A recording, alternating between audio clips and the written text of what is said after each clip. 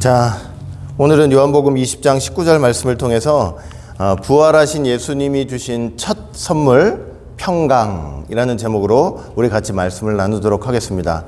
오늘 귀한 부활절 찬송 진심으로 감사드리고 예수님께서 이제 금요일 날 오전 9시에 십자가에 달리셔서 무려 6시간 동안을 달려 계셨죠. 오후 3시에 돌아가셨어요. 보통 십자가형을 달리면 사실은 며칠을 가는 경우가 있었어요. 그러니까 금방 죽지 않고 그냥 며칠 동안 그렇게 고생을 하다가 죽는 경우가 많았는데 예수님은 사실 좀 일찍 돌아가신 편이에요. 근데 우리가 그게 다 이해가 되는 게 이미 예수님께서는 십자가에 달리시기 전에 얼마나 고초를 많이 겪으셨어요. 그 겟세마네 동산에서 기도하시다가 체포당하셔가지고 그 어두운 컴컴한 그 동산에서 이렇게 내려오시는 그 돌밭길을 내려오시는데 신발도 제대로 신으시고 우리처럼 지금 좋은 신발 신고 그렇게 끌려 내려오셨겠어요? 다 결박이 된 상태에서 그 돌밭을 이렇게 내려오시다가 신발이라도 벗겨지면은 그냥 발이 다 까지는 거잖아요. 그 사람들이 살살 내려오라고 이렇게 잘 붙들어서 내려왔을까요? 그냥 짐승 끌듯이 그냥 팍팍팍팍 끈 거 아니겠냐고요. 그렇게 끌려 내려오셔가지고는 그 대제사장의 집에서부터 그 종들한테 모욕을 당하기 시작하고 그렇게 그냥 얻어 터지시고 수염을 잡혀가지고 네가 예수냐고 그렇게 모욕을 당하고 그 나중에 로마 군인한들한테 또 끌려가가지고 이 갈대 같은 걸로 갈대 같은 걸로 머리를 치는데 예수님 머리를 치는데 여러분 우리가 살다가 누가 내 머리를 친다고 한번 생각해 보시라고요. 다 큰 어른한테 머리를 팍 쳐보세요. 세상에 그것처럼 모욕이 어디 있습니까?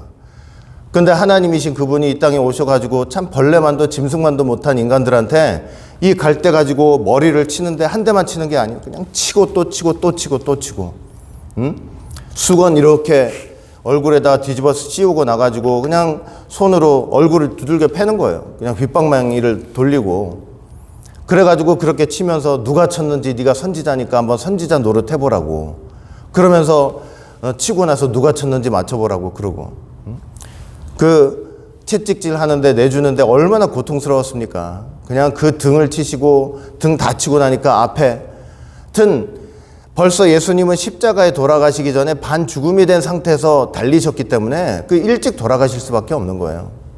그 6시간 동안 있는 힘을 다해서 7말씀 하셨잖아요. 7말씀 하시고 나중에 피화물이 다 빠졌죠. 피화물이 다 빠졌다는 건 뭐냐면 예수님께서 이 땅에 당신의 생명을 단 한 톨도 남기지 않고 다 이 땅에 내주셨다는 그런 의미가 되는 거예요. 우리를 위해서 당신의 생명을 아끼지 않고 이 땅에 다 쏟아 부어주신 사실을 가리키는 거예요. 그렇게 다 쏟아 부어주시고 다 내어주시고 그리고 마침내 오후 3시에 이제 돌아가셨어요. 아리마대 요셉이 담대하게 갔어요. 담대하게 가가지고는 빌라도한테 가가지고 예수의 시체를 달라고. 전에는 그렇게 못했죠. 전에는 그렇게 못했는데 담대하게 하나님께서 그 아리마대 요셉이 용기를 내가지고 그 시체 달라고 요구를 하고 그 결국은 예수님 시체 받아가지고 어떻게 했어요? 자기가 원래 쓰려고 했던 그 무덤, 새 무덤이죠. 거기다가 무덤에 이제 예수님을 이제 장사 지낸 거죠. 자, 3일이 지났어요. 이제 금요일 날 돌아가셨죠? 이제 금요일 날 이제 무덤에 들어가셨고 금요일 날 첫째 날, 그다음에 토요일 날이 안식일이죠. 마지막 안식일을 예수님은 어디서 보내신 거예요? 무덤에서 보내시면서 안식일을 다 폐지시키신 거예요. 그리고 3일째가 되던 주일날 아침, 이제 여자들이 가가지고 예수님 시체에다 향품을 바르려고 갔더니 이제 돌이 이렇게 굴러져 있고 두 천사가 있는 거예요. 두 천사가 뭐라고 얘기를 하느냐, 선언을 하느냐? 그가 여기 계시지 않고 그의 말씀하신 대로 살아나셨느니라. 어찌하여 산 자를 죽은 자 가운데서 찾느냐? 이렇게 선언을 하고 있는 것을 우리가 볼 수 있는 거죠. 예수님의 부활하심 때문에 우리가 부활의 소망을 가질 수가 있게 되고 천국의 소망을 가질 수 있게 되었다는 사실을 저와 여러분들은 그 나라 갈 때까지 꼭 잊지 않고 기억하시기를 바라겠습니다. 얼마나 감사한지 몰라요. 예수님이 그 고초 다 당하시고 십자가에서 영원토록 죽었다고 생각을 해보세요. 우리의 믿음도 다 헛것이고 소망도 다 헛것이고 하늘에 대한 천국에 대한 우리의 기대도 다 물거품 되는 거예요. 근데 그 사망 권세를 다 이기시고 부활하셨기 때문에 우리의 믿음도 천국을 향한 우리의 소망도 유효하게 되었다는 것을 저와 여러분들은 꼭 믿으시기를 바라겠습니다. 부활하신 그 저녁에 제자들이 한 곳에 모여 있어요. 이제 제자들은 벌벌벌벌 떨고 있어요. 잡히면 사형이에요. 저것도 예수당이다. 예수당이다 해가지고 잡히면 사형이에요. 얼마나 무섭고 겁이 나든지 그냥 대문을 꼭꼭 걸어 잠그고 나서 이제 막 두려워서 벌벌벌벌 떨고 있는 거예요. 사실 제자들은 너무나도 큰 충격을 받았던 거예요. 환멸을 느끼고 좌절을 느끼고 너무나 허무하고 3년을 쫓아다녔잖아요. 모든 걸 다 버리고 무려 3년을 쫓아다녔는데 갑자기 예수님 돌아가시니까 느닷없이 소경된 사람처럼 이렇게 앞을 볼 수가 없는 거예요. 한 치 앞도 앞을 볼 수가 없는 거예요. 제자들 중심으로 주님 중심으로 이렇게 3년 동안 제자들이 한 그룹을 형성을 하면서 예수님 앞에 얼마나 귀가 따갑도록 들었습니까? 예수님이 무슨 말씀하셨어요? 나는 하늘에서 내려온 산 떡이다. 생명의 떡이다. 나를 믿는 자는 영원토록 줄이지 않는다. 영원토록 목마르지 않는다. 나를 믿는 자는 영생을 가졌다. 너희 조상들은 광야에서 만나를 먹었지만 다 죽었지 않느냐? 너희들 나 먹으면 절대로 죽지 않아. 나는 부활이요 생명이니 나를 믿으면 죽어도 살고 살아서 믿는 사람들은 영원히 산다. 이 말씀을 귀가 따갑도록 들었잖아요. 그런데 그렇게 말씀하신 예수님이 십자가에서 그렇게 허무하게 제자들 입장에서 볼 때 허무하게 죽은 거예요. 그 죽는 그 모습을 보고 제자들이 십자가에서 예수님이 처참하게 돌아가시는 그 모습을 보고 예수님이 그동안 3년 동안 자기들에게 하셨던 말씀을 싹 다 잊어버렸어요. 싹 다 잊어버렸어요. 예수님 말씀 다 잊어버렸어요. 말씀들은 다 잊어버렸는데 십자가는 자기 눈으로 봤거든요. 예수님이 십자가에서 처참하게 돌아가신 모습은 그건 자기 눈으로 직접 봤거든요. 그러니까 말씀은 다 도망가고 십자가에 예수님이 철저하게 아주 처참하게 돌아가신 것만 그들의 눈과 마음에 지금 남아있는 거예요. 십자가만 마음에 충만해요. 좋은 의미가 아니라 아주 처참하게 돌아가신 그 모습만 딱 남아있는 거예요. 그러니까 천하가 동원돼가지고 그 마음을 위로하려고 해도 절대로 그거는 위로가 안 되는 거예요. 위로가 안 돼요. 가령 생각해 보세요. 원래 부모가 가는 게 순서인데 자식이 먼저 죽었다고 한번 생각을 해보시라고요. 자식을 먼저 보낸 부모한테 가가지고 무슨 말로 위로를 할 수 있겠어요? 어떤 것으로 위로가 되겠어요? 예수님 돌아가시는 순간 지금 제자들 마음이 그런 마음과 똑같은 거예요. 위로가 안 되는 거예요. 그게 다 모였어요. 모여가지고 그냥 벌벌벌벌 떨면서 야 이제 더 이상 이제 소망이 없다. 우리 이렇게 마지막으로 모이고 다 뿔뿔이 해체. 다 이제 따로따로 내 살 길 살고 그렇게 살 길 찾아가서 살자. 이렇게 돼 있는 상황인 거예요. 그런 상황 속에서 예수님께서 난데없이 나타나신 거예요. 바람벽을 통과하셨죠. 우리 다 문 걸어 잠그고 문 잠그고 있는데 예수님이 그냥 그 벽을 딱 통과하셔가지고 갑자기 제자들 앞에 나오신 거예요. 그래놓고 제1성이 뭐냐? 첫 번째 하신 말씀이 뭐예요? 너희에게 평강이 있을지어다. 너희에게 평강이 있을지어다. 이 평강은 오직 예수님만이 주실 수 있는 평강이에요. 우리가 살면서 얼마나 두렵고 마음이 괴롭고 슬픈 일들을 당할 때가 얼마나 많아요. 사람의 위로가 도움이 될 때가 많죠. 그러나 진정으로 우리 마음에 평강을 주실 수 있는 분은 오직 예수님만이 되신다는 사실을 꼭 믿으시기를 바라겠습니다. 예수님이 우리 어려움 당해가지고 힘든 일 당해가지고 마음은 다 걸어놓고 누구도 못 들어오게 꽁꽁꽁꽁 잠근다 할지라도 그 마음벽을 통과해서 들어오셔서 우리에게 너희에게 평강이 있을지어다. 이 말씀 한 말씀 해주시는 순간 우리 마음에 평강이 생기는 거예요. 진정한 위로가 되고 거기에 진정한 소망이 생기는 것입니다. 그 제자들 위로받을 수 없는 제자들인데 제자들 앞에 나타나셔가지고 평강이 있을지어다. 다시 살아나셔가지고 부활하셔가지고 평강이 있을지어다. 얼마나 그들에게 참된 위로와 소망의 소식이 되었겠냐고요. 여러분 예수님의 부활 자체가 제자들에게도 그렇지만 오늘 우리에게도 평강의 소식이 된다는 것을 여러분 꼭 믿으시길 바라겠습니다.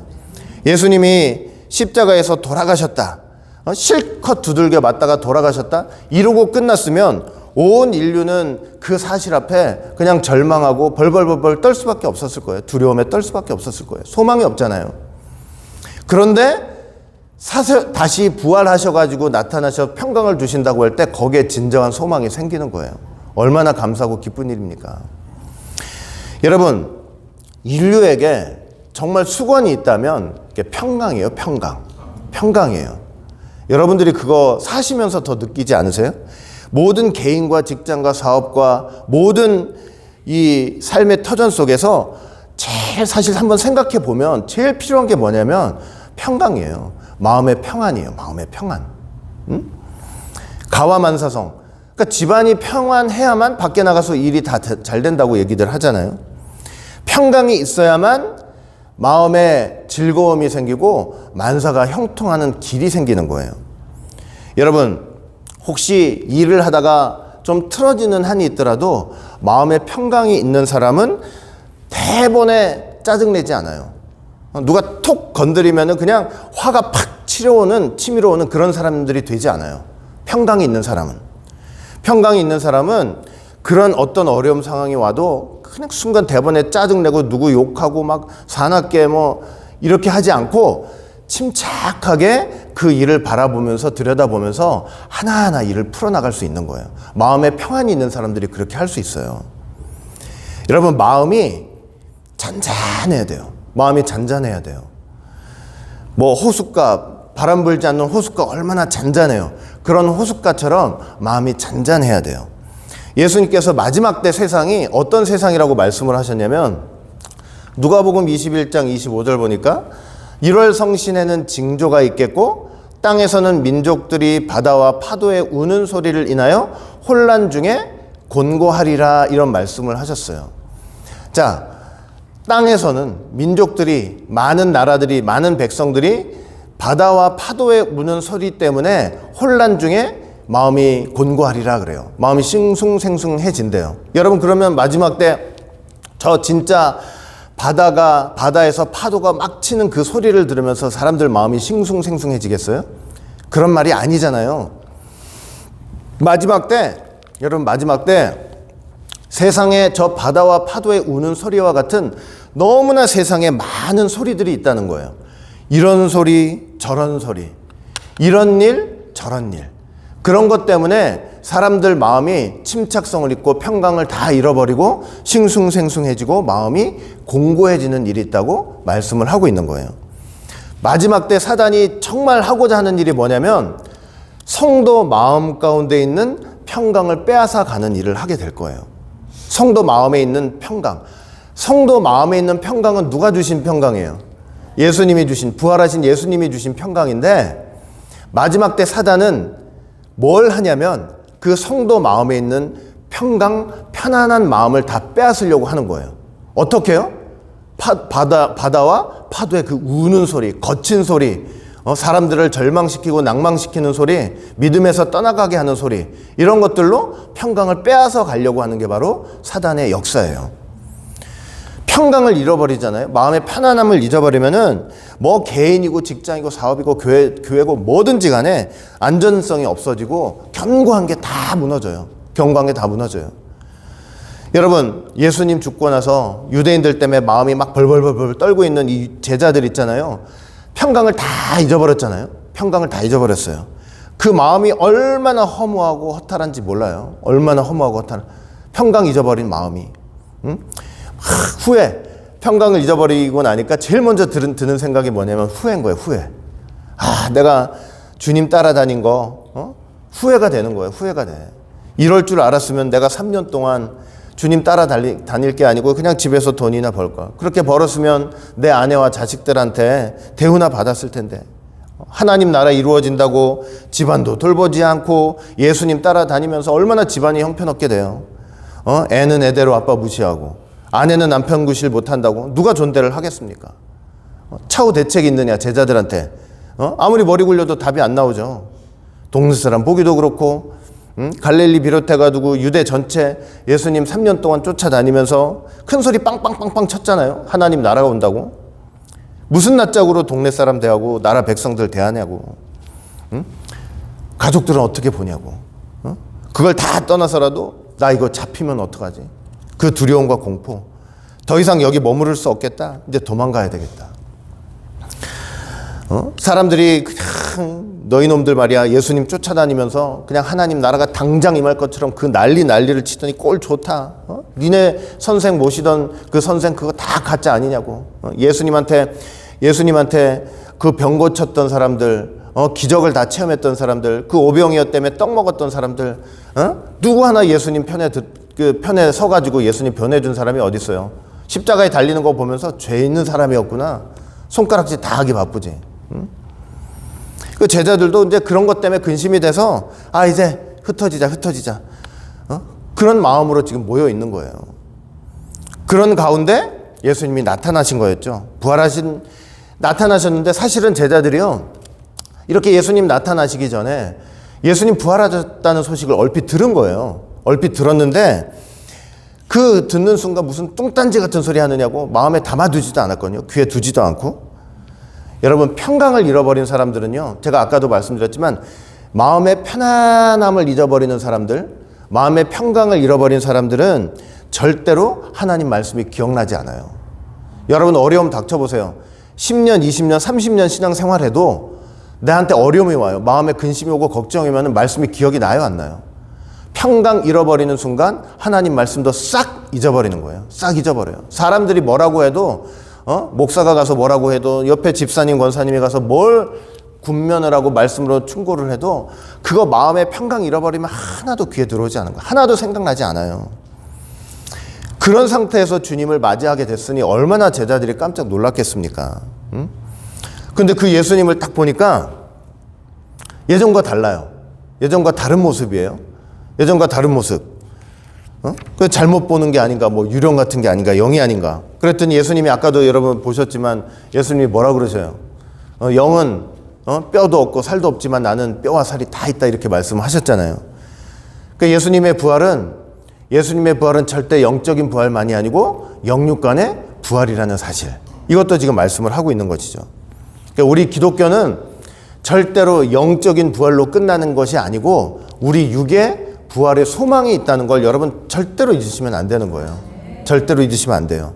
하나님이 아담 창조하셨을 때 영만 살라고 창조하신 게 아니고 그 육신까지도 영원히 살 수 있는 길을 아담한테 주신 거였어요. 네? 그러니까 영생하도록 창조하도록 하신 거죠. 그러니까 영육간의 부활이라는 거 우리가 그런 소망 속에서 살아가는 거예요. 자, 마음이 막 예수님 보고 나서 막 마음이 놀라가지고 어니 벙벙 하고 있는데 예수님이 또 한 번 말씀하셔요. 너희에게 평강이 있을지어다. 평강이 있을지어다. 계속 평강을 선언하시는 거예요. 그러니까 그 평강 잃어버린 마음에 제자들에게 뭘 자꾸 주시려고 하는 거냐면 자꾸 평강의 마음을 주시려고 지금 애를 쓰고 계시는 거예요. 도마가 없었죠. 도마가 다 있었는데 도마가 없었잖아요. 나중에 이제 예수님이 나타나셨다 그러니까 무슨 뚱딴지 같은 소리 하냐고. 나는 예수님 이 손에 못자국 그거 한번 손에 내가 넣어보고 창자국에 내 손가락 넣어봐야 내가 믿겠다고 그렇게 얘기를 하잖아요. 나중에 8일 후에 8일 지각생이죠. 도마가. 예수님이 또 한 번 나타나셔가지고 또 말씀을 하시는데 너희에게 평강이 있을지어다. 그러니까 예수님이 부활하신 다음에 제자들에게 너희에게 평강이 있을지어다라고 몇 번 말씀하셨냐면 총 3번을 말씀하셨어요.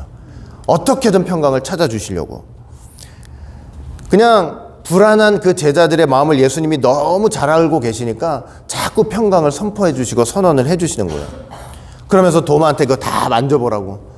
손자국, 발, 허리 다 만져보게 하셔가지고 그때 가서야 도마가 나의 하나님, 나의 주님 눈물을 흘리면서 달달달달달 떨면서 그랬더니 예수님이 너는 나를 본고로 믿느냐? 보지 않는 자가 더 복이 있다고 이렇게 말씀을 하시기도 했죠.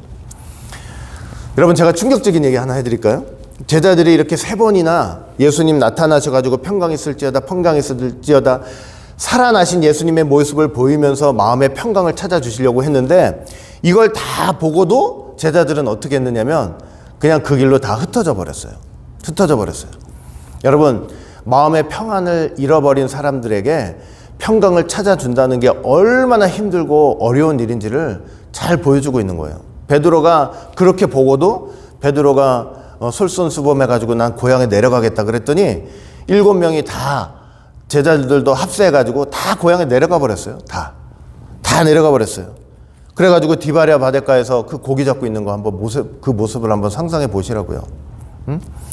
부활하신 예수님이 거기까지 찾아가셔가지고 제자들 위해서 조반을 준비하시면서 그 평강을 찾아주시려고 그렇게 고군분투를 하는 거예요. 그 편안한 마음을 찾아주시려고.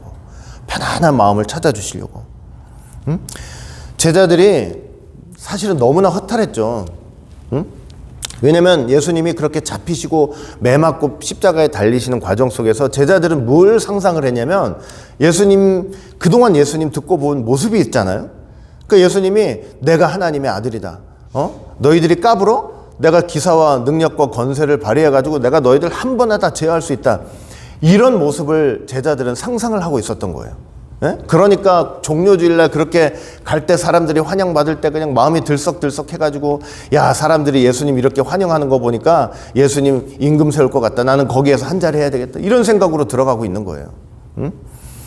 그런데 예수님이 그렇게 고난을 당하고 수치를 당하고 무자비한 폭력을 당하시는데 입 꼭 다물고 한마디를 안 하시는 거예요. 예수님이 한마디를 안 하세요.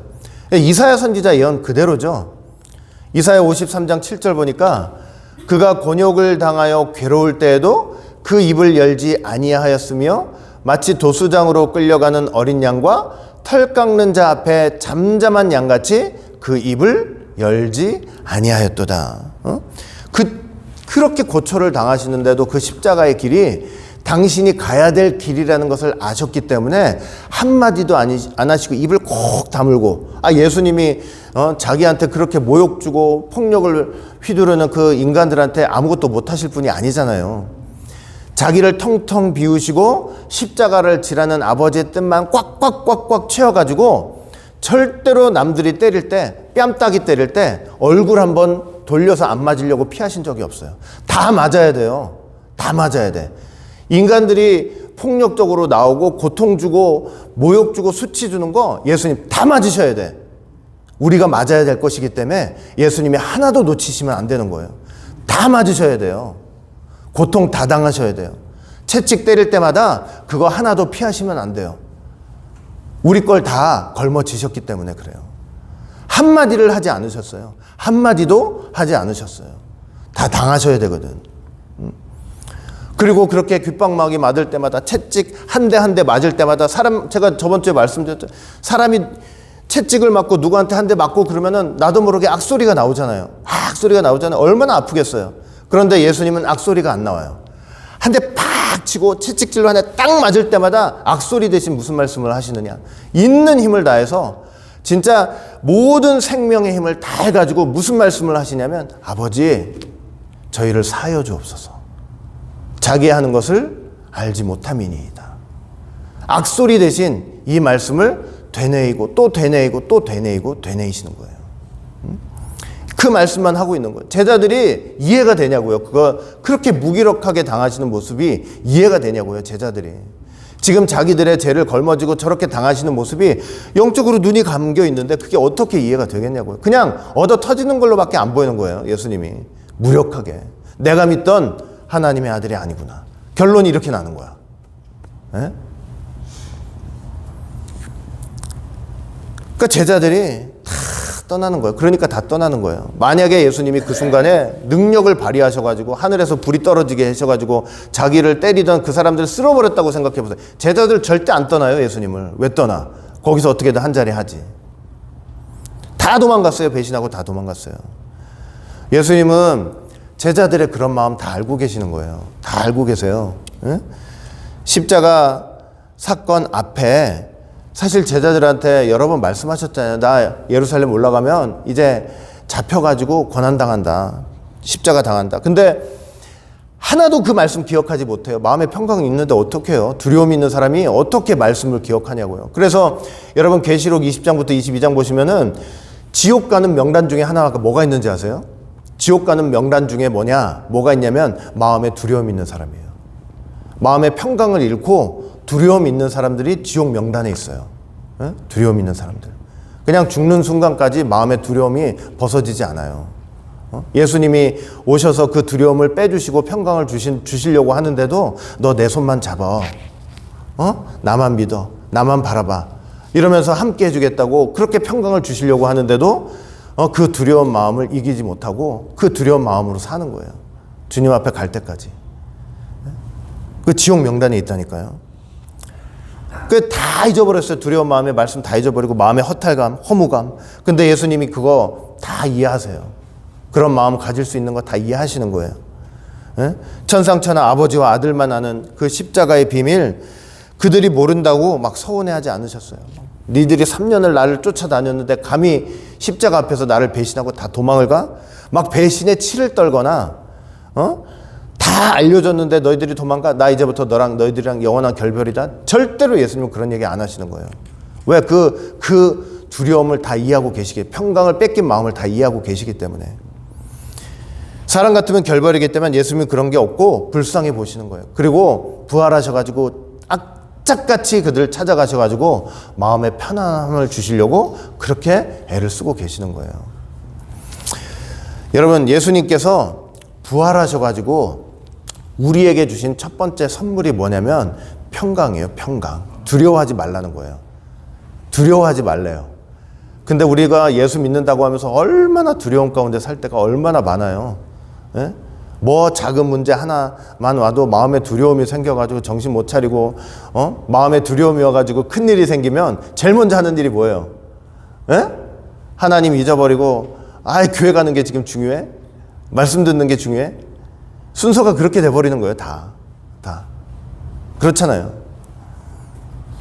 여러분, 근데 여러분 이거 한번 아셔야 돼요. 사실 예수님이요, 부활하셔가지고 첫 번째 제자들에게 주신 선물이 평강이라고 하지만 이미 예수님께서 십자가에 달려 돌아가시기 전에 이미 제자들에게 평강을 주셨어요. 사실은 이미 주셨었어요. 기억이 나세요? 여러분, 마지막 만찬, 마가 요한의 다락방에서 마지막 만찬 자리에서 예수님이 하신 일이 뭐예요? 예수님이 그 제자들에게 사실은 평강을 주셨어요. 이미 평강을 주셨어요. 어떻게 평강을 주셨냐면은 요한복음 14장 1절부터 3절 보니까 너는 마음에 뭐 하지 말래요? 근심하지 말라. 하나님을 믿으니 너희들 하나님 믿는다면 나를 믿어야 돼. 내 아버지 집에 거할 것이 많도다. 그렇지 않으면 내가 너희에게 일렀으리라. 내가 너희를 위하여 처소를 예비하러 가노니 가서 너희를 위하여 처소를 예비하면 내가 다시 와서 너희를 내게로 영접하여 나 있는 곳에 너희도 있게 하리라. 이렇게 제자들에게 이미 말씀하신 적이 있단 말이에요. 이게 무슨 말이냐면, 야, 너희들 하나님 믿지? 그리고 나 믿지? 나 믿으면 마음에 근심하지 마. 마음에 근심하지 마 하면서 뭐라고 말씀하시는 거냐면 내가 잠시 떠날 거야 이러시는 거예요. 지금 제자들에게 내가 잠시 떠날 텐데 왜 잠시 떠나는가 하면, 잠시 떠나는 이유가 뭔가 하면 너희들이 앞으로 영원토록 있을 처소를 준비하기 위해서 잠시 떠나는 거야. 그러니까 십자가 사건을 지금 말씀을 하시는 건데, 십자가를 통해서 이렇게 예수님이 잠시 그들을 떠나실 사건을 말씀을 하는 건데, 그거 영원한 이별이 아니고 영원한 결별이 아니야. 너희들을 위해서 너희들이 있을 처소를 잠시 내가 준비하려고 가는 거니까 절대로 어떤 일이 있어도 마음에 근심하거나 마음 흔들릴 필요가 없어 하면서 평안을 이미 주신 거예요. 편안함을. 자, 그리고 요한복음 14장 27절 28절 여긴 더 확실하죠. 평안을 너희에게 끼치노니 곧 나의 평안을 너희에게 주노라 그랬어요. 줄 것이다 그랬어요. 주노라 그랬어요. 주노라. 내가 너희에게 주는 것은 세상이 주는 것 같지 아니하니라. 너희는 마음에 근심도 말고 두려워 말라. 내가 갔다가 너희에게로 온다 하는 말을 너희가 들었나니 나를 사랑하였다면 나의 아버지께로 감을 기뻐하였으리라. 아버지는 나보다 크심이니라. 말씀하시면서 말씀하시는 거야. 내가 너희들한테 평안을 지금 줘. 근심하지 말고 기억해. 나 잠시 아버지 앞에 갔다가 올 거야. 아버지 앞에 간다는 것은 모든 십자가 뜻을 이루시고 가는 것을 가리키는 거예요. 그러니까 십자가 사건 전혀 두려워할 필요 없어. 근심할 필요 없어. 그런 사건이 눈앞에 펼쳐지다 할지라도 마음에 요동치지 말고 끝까지 나를 기다리고 있으면 돼. 이미 마음에 평강을 주신 거예요. 이미. 요한복음 16장 32, 33절 봐도 똑같죠. 보라, 이제 아주 노골적으로 말씀하시죠. 너희가 각각 제 곳으로 흩어지고 나를 혼자 둘 때가 오나니 벌써 왔도다. 그러나 내가 혼자 있는 것이 아니고 아버지께서 나와 함께 계시느니라. 이것을 너희에게 이름은 너희로 내 안에서 평안을 누리게 하려 함이라. 십자가 사건 있을 때도 절대로 흔들지 말고 마음의 평안을 가지고 그걸 바라보라 이거예요. 자, 이렇게 이미 십자가 사건 전에 평강을 다 허락을 하시고 선언을 하셨는데 세상을 이겼다고 그랬잖아요. 세상을 이겼다는 것은 무슨 뜻이겠어요? 여기 벌써 예수님 부활하실 것까지 다 예언이 돼 있는 거예요. 사실 암시가 돼 있는 거죠. 그런데 제자들은 이때 평강을 선포하신 예수님, 이때 하나님 예수님께서 주신 평강을 제자들은 다 잃어버렸어요. 이걸 받지 못한 거예요. 하나도 받지 못했어요. 받지 못하고 한 귀로 듣고 그냥 한 귀로 흘려보냈어요. 만약에 제자들이 이때 십자가 전에 선포하신 이 평강을 마음에 깊이 가지고 있고 평강을 가지고 있었다면 예수님께서 부활하셔가지고 제자들을 찾아가시고 제 일성이 너희에게 평강이 있을지어다가 아니었을 거예요. 제 말 이해되세요? 이 평강을 이미 십자가 전에 평강을 선언하셨는데 그 평강을 제자들이 잃지 않고 예수님이 죽으셨으나 편안한 마음으로 평강한 마음으로 그렇지 예수님이 이미 세상을 이기셨다고 했지 다시 오신다고 했지 믿고 평안한 마음으로 예수님을 기다리고 계셨다면 예수님 와가지고 부활의 첫 일성이 너희에게 평강이 있을지어다가 아니에요. 다른 말씀을 하셨을 거예요. 더 계시 발전적인 말씀을 하셨을 거라고요. 더 하나님의 나라를 위해서. 그런데 평강을 잃어버리고 근심 걱정이 있으니까 제 일성이 또 뭐가 되는 거예요? 너희에게 평강이 있을지어다. 그러니까 평강 없이는 아무것도 되지 않기 때문에 평강이 있을지어다 이렇게 말씀을 하시는 거예요. 여러분, 우리 개인의 가장 필요한 게 뭐냐면 평강이에요. 평강. 우리 가정에 제일 필요한 게 평강이고 우리 교회에 가장 필요한 게 평강이에요. 이 나라와 민족에 제일 필요한 게 평강이에요.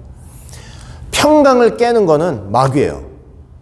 평강을 깨는 건 마귀예요. 마귀. 그럼 멸망이에요. 멸망의 자손이에요. 성경 볼 때 악인에게는 절대 평강이 없다 그랬어요. 악인에게는 절대 평강이 없어요. 이사야 선지자가 뭐라고 얘기했냐면 이사야 57장 20절 21절 보니까 오직 악인은 능히 안정치 못하고 그물이 진흙과 더러운 것을 늘 솟쳐내는 요동하는 바다와 같으니라. 내 하나님 말씀에 악인에게는 뭐가 없대요? 평강이 없느니라 하셨느니라 이렇게 말씀하고 있어요. 여러분, 악인들의 마음 속에는 항상 뭐가 솟구쳐 튀어나온대요? 진흙과 더러운 것들이 늘 솟구쳐 나온대요. 늘 솟구쳐 나온대요. 안정성이 없고 항상 그 마음 깊은 속에서 더러운 것들만 올라온다는 거예요. 그래서 늘 마음이 요동하고 있다는 거예요. 요동하고 있다. 평강이 없다.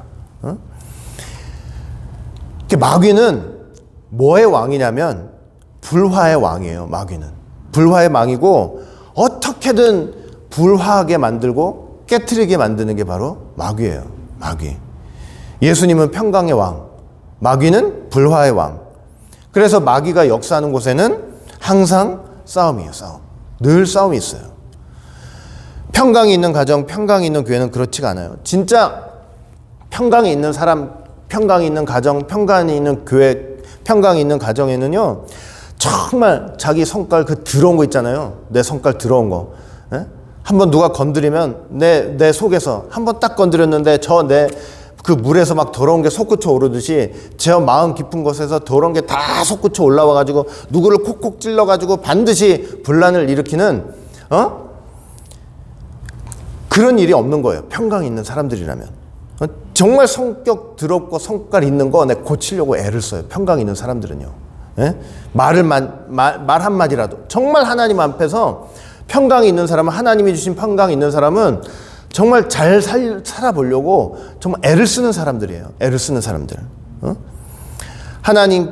하나님께 자기를 맡기면서 은혜 가운데 평화스럽게 살려고 정말 애를 쓰는 사람들이에요. 평강 있는 사람들은. 말 한마디를 해도 아까 말했죠. 말 한마디를 해도 막 독사의 독을 화살 쏠 때 그냥 활만 쏘는 게 아니고 독사의 독을 묻혀가지고 화살 끝에 붙여가지고 남들한테 팍팍 쏘는 그런 사람들이 아니고 어떻게든 말도 부드럽고 고요한 말을 하려고 애를 쓰는 사람들이에요. 여러분 누가 막 못되게 하잖아요, 나한테. 누가 막 못되게 해요. 막 속에서 부글부글 뜨는데 내가 어떻게든 저 인간 내가 말 한마디로 상처를 줘야 되겠다. 이제 이런 생각이 올라와요. 그러면 그 순간 평화가 깨지겠죠. 여러분들 그 순간마다 저는 그래요. 저는 막 그런 순간이 오면은 제일 좋은 방법이 뭐냐면 예수님 첫 번째 말씀을 머릿속에서 마음속으로 자꾸 외쳐요. 저 인간이 지금 나를 찔렀는데 내가 독사의 독을 묻혀가지고 한 방 쏘기 전에 마음속으로 어떻게 얘기를 하느냐, 어떻게 말을 하느냐. 아버지, 저들의 죄를 사하여 주시옵소서. 자기 하는 것을 알지 못함이니이다. 이렇게 마음에 되새기다 보면은 이렇게 여기 목까지 올라오던 말이 들어가요. 다시 싹 들어가요. 우리 믿는 사람들이 평강을 받아가지고 평강을 깨는 불화의 그 도구 수단이 돼서는 절대로 안 될 것입니다. 아시겠죠?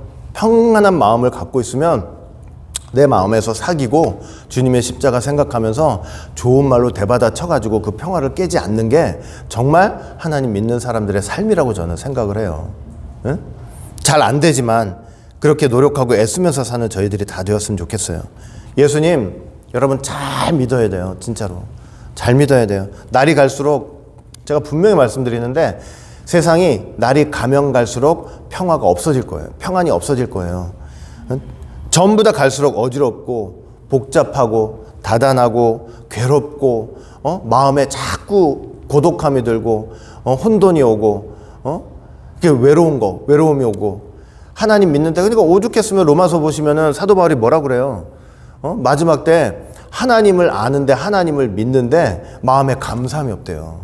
감사함이 없는 게 뭐냐? 왜 그러냐? 마음이 공허한 거야. 이상하게 하나님 믿는 사람들 마음이 공허해지는 거예요. 공허해. 그게 종말 현상이에요. 종말 현상. 하나님이 주신 진짜 그 구원의 기쁨, 말씀의 기쁨, 그 감사, 감격이 마음에서 사라져가지고 하나님 믿는 사람들의 마음이 공허해져요. 그러니 감사가 없어. 그게 종말 현상이라니까요. 평강을 다 잊어버려요. 사단이 그걸 잘 알아가지고 더 뺏으려고 하는 거예요. 그 평강함을 더 뺏으려고 하는 거예요. 이 부활 아침에 예수님께서 딱 부활하셔가지고 저와 여러분들 찾아와서 하시는 말씀이 뭐냐? 너희에게 평강이 있을지어다. 그 평강을 절대로 잃어버리지 않고 사시는 여러분들 다 되었으면 좋겠습니다. 결론을 맺을게요. 요건 좀 다른 얘기인데 부활하신 저녁에 이제 예수님이 나타나셨죠? 이제 평강이 있을지어다. 그러면서 예수님이 어떤 일을 하셨냐면 요한복음 20장 22절 보니까 이 말씀을 하시고 너희에게 평강이 있을지어다. 이 말씀을 하시고 저희를 향하사 숨을 내쉬며 가라사대 성령을 받으라. 이 일을 하셨어요. 예? 평강을 선포하시고 나서 숨을 내쉬면서 성령을 받으라 이러시는 거예요. 그 성령을 주시는 이유는 그들을 하나님 나라의 든든한 일꾼으로 세우시기 위해서 그러는 거죠. 평강이 먼저예요. 평강이. 자, 그런데 저 지금 모습을 가만히 보니까 저희를 향해서 숨을 내쉬며 가라사대 성령을 받으다. 이거 어디서 많이 본 장면 같지 않아요? 아담. 하나님이 아담 창조하실 때 어떻게 했어요? 그 코에다가 생기를 불어 넣으시니 사람이 생명이 된지라. 그 말씀하고 완전히 똑같잖아요. 지금 완전히 똑같죠? 그래서 지금 제자들을 향해서 예수님께서 친히 사람이 숨 쉬어봤자 냄새밖에 안 나지만 예수님의 숨을 우리한테 이렇게 불어 넣어 주실 때는 그게 뭐냐면 살아있는 하나님의 영인 거예요. 그래가지고 우리가 다 뭐가 되냐면 생영이 돼. 살아있는 영이, 살아있는 하나님 앞에 산 사람들이 되는 거예요. 그 사람들을 통해서 하나님 일하시는 거예요, 예수님이. 자, 그런데 여기에 지금 누가 없었어요, 누가? 이렇게 되는 순간에 누가 없었어요? 도마가 없는 거예요, 도마가. 아까 8일 지각생이라 그랬잖아요. 나머지 제자들한테 다 주셨는데 가룟 유다는 죽고 도마가 여기 없었는 거예요. 도마가 없다는 것은 도마가 없어서 도마는 나중에 이제 8일 후에 나타났는데 예수님이 도마한테 8일 후에 나타난 도마한테 야, 나머지 제자들한테 줬는데 내가 너한테는 못했으니까 내가 지금이라도 할게. 숨을 내쉬면서 성령을 받으라. 이런 얘기가 없었어요. 그러니까 저 숨을 내쉬면서 성령을 받으라는 말씀은 가룟 유다 죽고 안 되고 도마는 없었고 나머지 10명의 제자들한테만 하신 거예요. 하신 일이에요. 그러니까 여러분, 우리가 뭐 거창하게 생각할 필요 없고 하나님의 말씀을 받을 때, 하나님의 은혜를 받을 때 항상 우리의 생각은 그냥 오늘만 날인가 이렇게 생각을 하지만 절대 그렇지가 않다는 거예요. 절대 그렇지 않아요. 다음에 받지 그런 게 없어요. 이 세계에는 다음에 받지라는 게 없어요. 하나님 말씀 안에서는 늘 오늘 하나님의 은혜를 받아야 되고 구원도 오늘 받아야 되고 성령도 오늘 받아야 되는 거예요. 다음에 내가 8일 후에 받겠지? 근데 하나님 8일 후에는 도마한테 그런 얘기 안 하셨다니까요. 예수님께서 직접 숨을 내쉬면서 성령을 받으라고 한 것은 10제자가 전부였어요. 전부. 요한복음 20장 21절부터 24절 말씀 보니까 24절 보세요. 뭐라고 돼 있어요? 12제자 중 하나인 디두모라 하는 도마는 예수 오셨을 때 함께 있지 아니한지라.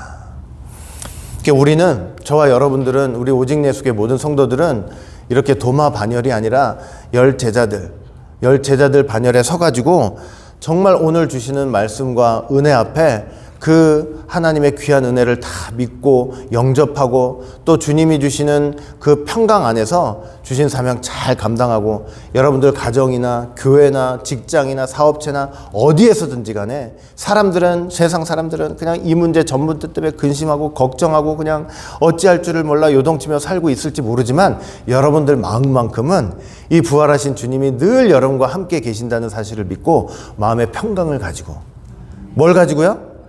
마음의 편함을 가지고요. 그냥 어떤 일이 있어도요, 그냥 일이 나자마자 누구한테 전화하고 이걸 어떻게 해결해야 되냐고 그러고 정신없이 왔다 갔다 그러지 마시고 정말 하나님 믿는 마음으로 편안하게 평강을 가지고 주의 일에 힘쓰시면서 그 나라 바라보시면서 승리하시면서 살아가시는 모두가 되시기를 주의 이름으로 간절히 축원드리겠습니다. 그게 부활하신 주님이 주신 선물이에요. 우리에게 주신 게 평강이에요. 평강. 평강 갖고 누리고 사시기를 바라겠습니다. 기도할게요. 사랑과 은혜가 풍성하신 아버지 하나님, 오늘도 이렇게 귀하고 복된 시간을 통해서 다시 한번 은혜 가운데 이 부활하신 예수님이 제자들에게 주신 첫 번째 선물이 평강이라는 사실을 깨닫게 하여 주시니 진심으로 감사드립니다. 우리가 정말 하나님 믿고 산다고 하면서, 예수님 믿고 산다고 하면서 얼마나 불안에 떨며 살 때가 많습니까? 얼마나 초조해 가며 살 때가 많습니까? 얼마나 근심 걱정 가운데 살 때가 너무나 많습니까? 그러나 그런 모든 어려움과 근심과 걱정과 불안과 초조 속에서 우리가 다시 한번 주님이 주셨던 평강을 기억하고 평강을 생각하며 하나님 앞에 편안한 마음으로 그렇게 하루하루 살아나가며 승리할 수 있는 모두가 될 수 있도록 인도하여 주시옵소서. 평강 속에서 하나님 말씀도 기억납니다.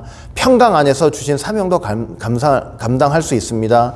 평강 속에서 천국의 소망도 가질 수 있습니다. 저희들 마음의 평강을 절대로 어떤 사람에게든 어떤 일에든 빼앗기지 않으며 사는 모두가 될 수 있도록 인도하여 주시옵소서. 감사하며 예수님 이름으로 기도합니다. 아멘.